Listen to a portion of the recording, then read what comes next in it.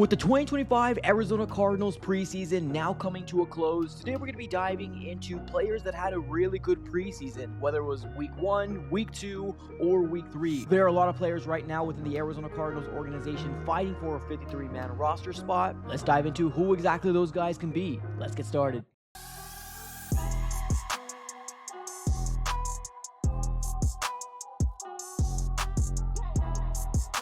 What's going on, everybody? Welcome back into another video. Definitely do me a huge favor, smack up that like button and subscribe for more Arizona Cardinals content. On this channel, we're covering the Arizona Cardinals news, breaking news, conversational pieces, everything surrounding your favorite team. So subscribe it up. It's absolutely for free. And we are on the road to 18K. Do not be one of those guys that love to hover around the channel. Just subscribe it up. It's absolutely for free and join the community. All right, everybody, let's go and dive right into it. Let's first start off with potential cuts for the Arizona Cardinals this coming Tuesday. Now, a couple other dates to kind of note when it comes down to this next week. This Tuesday will be the final 53-man roster cut down for the entire NFL. And then on Thursday, we are going to be dealing with the reveal of the Nike rivalry jerseys for the Arizona Cardinals and the rest of the NFC West. So a lot of news coming our way this coming week. So make sure you do got your post notification bell on so you're aware when the next Cardinals news drops, and I can go ahead and provide that information over to you guys. Now, we usually do stock up, stock down. We're not going to do stock down this time around. Biggest reason as to why is that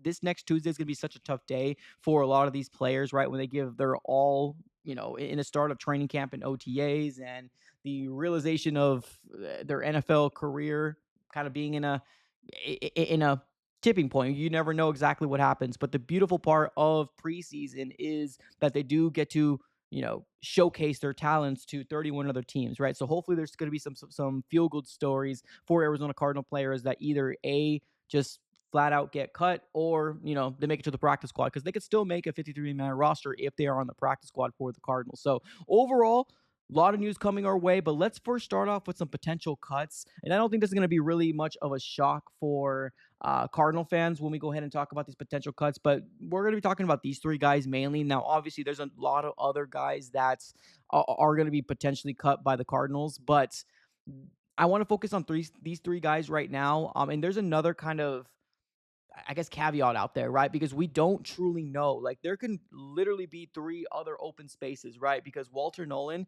we don't know if he's going to be ready by week 1. We don't know if we're going to activate him, get him practicing when he's ready to go, and he's going to be ready before week 4. We don't know if we're going to keep him on the PUP list, and he's going to have to miss 4 weeks. We don't know if Bijo Ojulari is going to be ready. We don't know if Bilal Nichols is going to. There's just so many players right now that are kind of, there's just a gray area, right? Do we either have 2 open spots? Do we have 3 open spots? Do we have 4? We don't know, right? So it's going to be a big emphasis as to what the Arizona Cardinals are going to do. And we got so much defensive depth right now and cornerback depth with a lot of good players that can make this roster for the Cardinals. But these are the guys I really want to focus on as potential cuts. Now, obviously, this is all based on my opinion. Definitely want to let me know your guys' thoughts in the comments below. But we're going to first start off with Michael Walker. That was a new acquisition for the Cardinals that we just brought in this last year. Now, he was on a 1-year deal, but since we've been kind of following the Arizona Cardinals this year in training camp, OTAs, and preseason, Michael Walker has been running with the 3s and 4s and really hasn't done very much to kind of stick out amongst the other, middle linebackers out there, right? Of course, you got OP. You also got Keem Davis-Gaither, Cody Simon, which was a mid-round pick this last year. So I feel like the room already is crowded. And on top of that, obviously, Mack Wilson Sr. is going to make the roster. But, we got so much, I'm not even going to say depth, but intriguing players that we could potentially develop, that I feel like Michael Walker is probably going to fall, out the wayside and probably not make this 53-man roster cut down. We also got Tyjon Palmer, which was a late round pick a couple years back, and he did not make the roster when he was drafted. He was put on the practice squad, if I can remember correctly, but I was really hoping that Tyjon Palmer was going to take a big jump. But you had some players that were either undrafted or, first-year players that kind of came in here that definitely outshined Tyjon Palmer. Now, he had a couple opportunities in preseason, but his name really wasn't, showcased, or he didn't really make a big splash move and stand out with the rest of the wide receivers, unfortunately. So I do feel like he might find his way out of this Arizona Cardinal team, potentially on the practice squad. But yeah, unfortunately.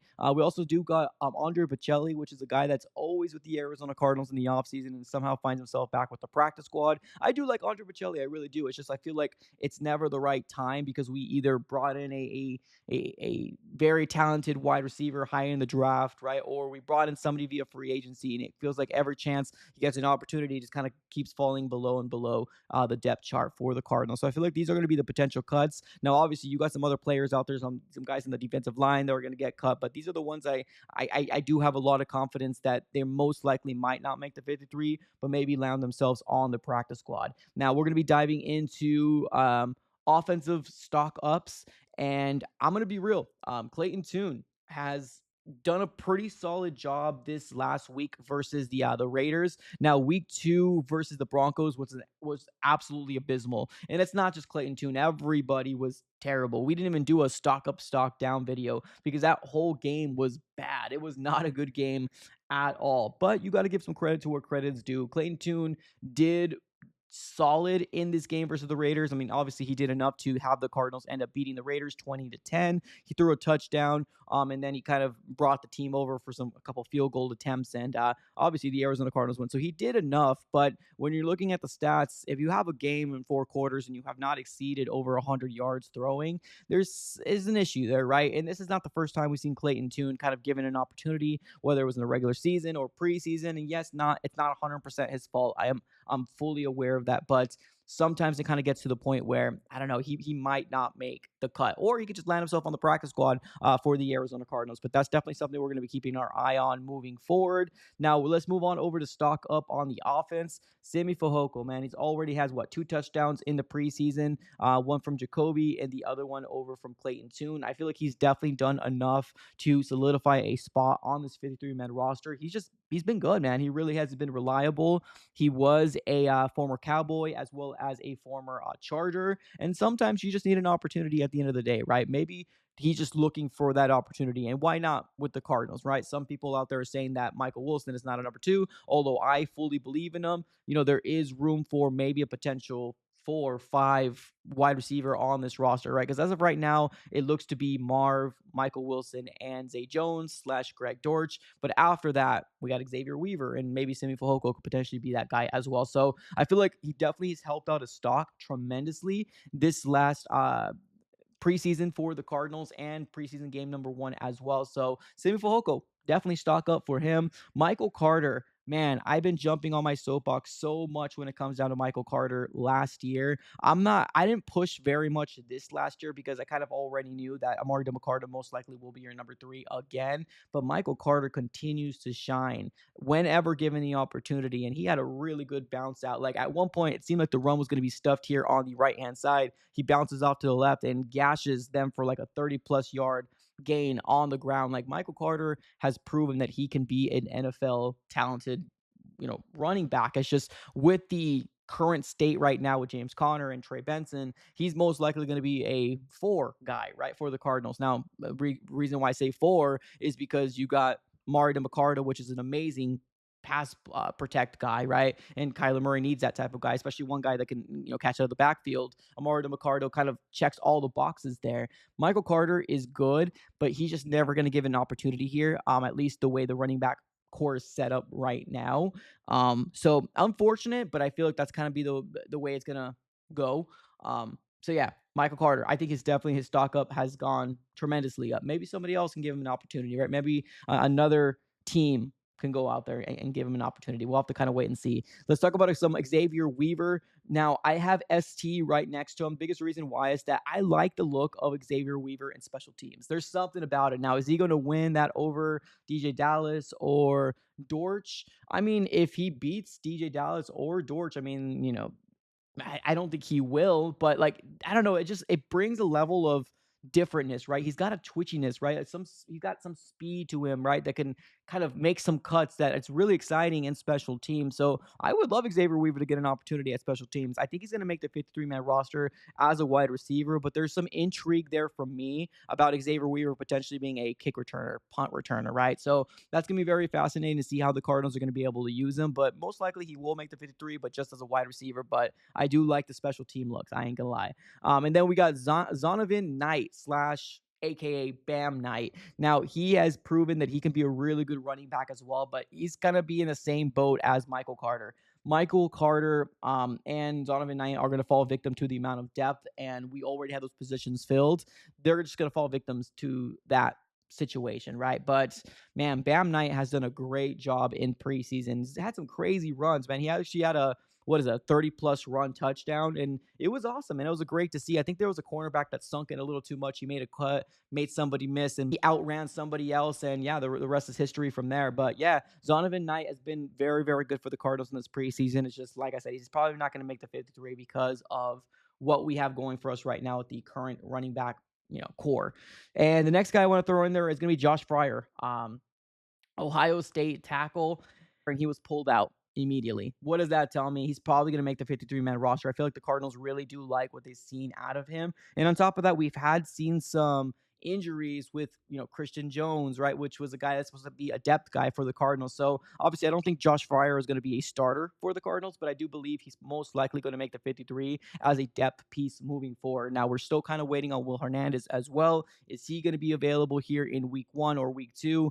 Is he going to get ramped up to potentially be back in the starting lineup? We don't know, right? We don't know at the end of the day, but these are my top 5 offensive players that definitely stock has gone up and has a real chance at maybe making a 53 somewhere else or staying with the Arizona Cardinals in the practice squad, right? So Simi Fehoko, Xavier Weaver, Josh Fryer are most likely going to be on the 53, and then you got Bam Knight and Michael Carter maybe on the practice squad or finding a different home somewhere else. So let's move on over to the defensive side of the ball. Man, we got some players to talk about here. Elijah Jones. I've said this for at least a week or two. I was worried about Elijah Jones throughout training camp, throughout preseason. We have not seen Elijah Jones take that next step.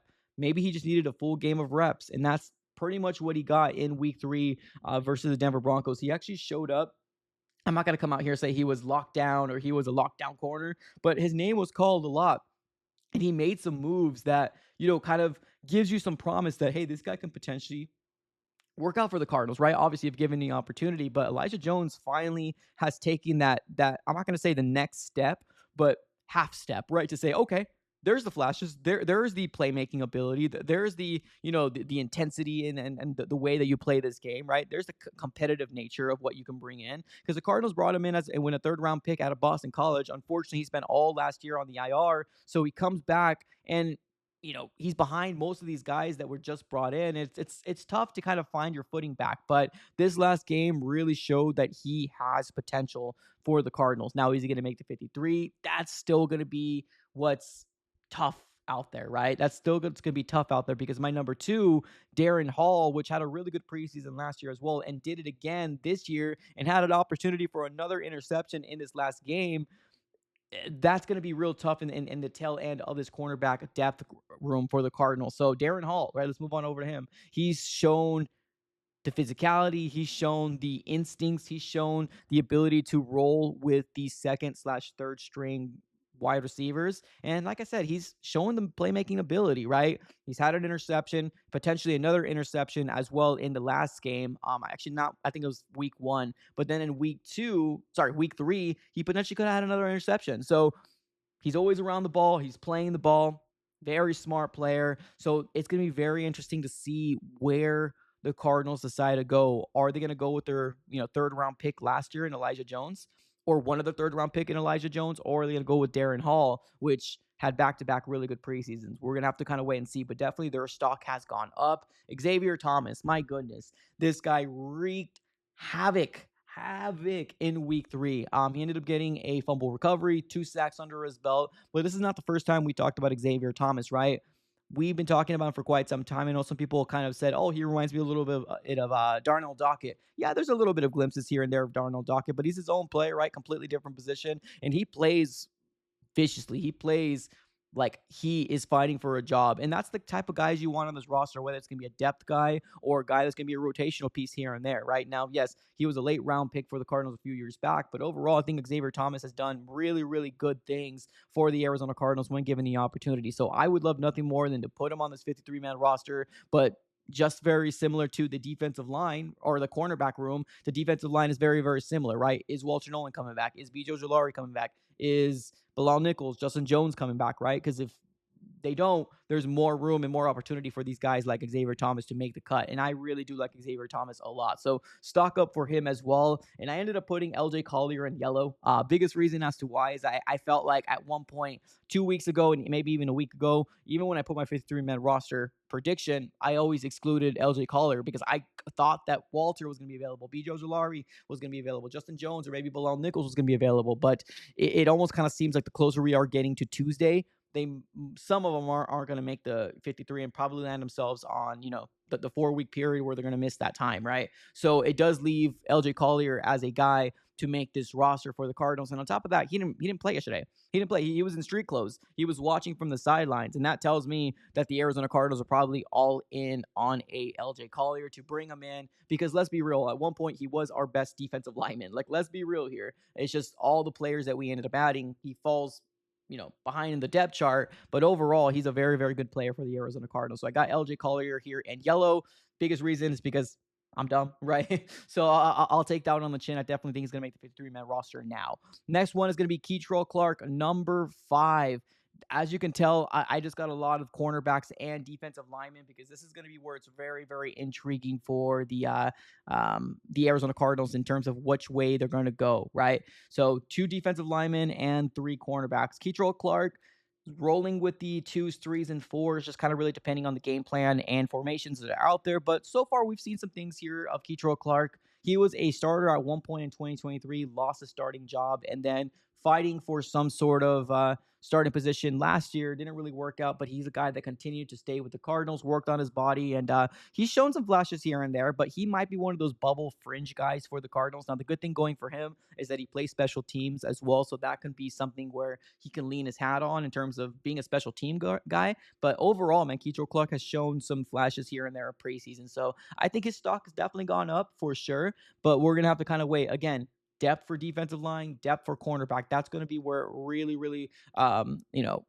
comes down to at the end of the day. So there's that. Another shout out here to Simi Fehoko. I completely forgot about the Simi Fehoko, not other than touchdowns, but he also plays special teams as well. We ended up seeing Simi Fehoko make a crazy tackle in special teams that completely uplifted a Raiders player off his legs. Now, obviously, he was okay, but it just kind of goes to show that like Sam Fogel's out there trying to make plays for this team, whether it's on special teams or the wide receiver position. So just kind of gives me more of a he's probably most likely going to make it here for the Cardinals. But there's going to be a lot of tough decisions by Monty Osborne and Jonathan Gannon in the next couple days. This preseason was exciting. I really truly enjoyed week 3. I truly enjoyed week 1. Week 2, it was not good. It was not a lot of good things to kind of show up, but overall, a lot of tough decisions coming our way here from this front office, and I'm excited to see what this 53-man roster shakedown is going to come down to. So, ladies and gentlemen, is there anybody else that has stock up for you that I did not have on my list? Let me know in the comments below. Appreciate y'all for tuning in as always. Have a great rest of your day, and go Cardinals.